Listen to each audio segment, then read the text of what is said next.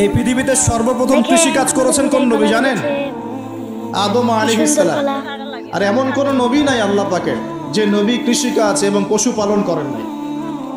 এমন কোন নবী নাই যিনি কৃষিকাজ পশুপালন করেন নাই। এটা নবীদের সুন্নত। কারণ নবীদেরকে মানুষকে সঠিক পথে আনতে হয়। যখন আপনি পশুপালন করবেন, কৃষিকাজ করবেন, তখন কিন্তু আপনার মধ্যে একটা ধৈর্য বাড়বে, মানুষকে নেতৃত্ব দেওয়ার একটা ক্ষমতা তৈরি হবে। তো মুসা আলাইহিস সালামকে আল্লাহ পাক 10 বছর ওই কৃষিকাজ করিয়েছেন, ফার্মে কাজ করিয়েছেন। শুআয়ব আলাইহিস সালামের ফার্মে তিনি 10 বছর কাজ করেছেন।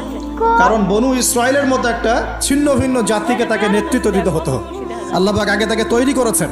আল্লাহ বলেছেন ওয়াসতানাতুকা লিনাফসি, আমি নিজের জন্য তোমাকে তৈরি করেছি আগে।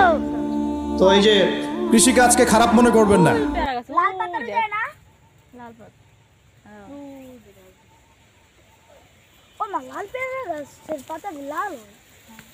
আমি যদি খাই তো লাল হয় না পাতা। খেজুর গাছের এই যে 3টা পাতা দেয় কিন্তু অনেক খাওয়ানোর জিনিস।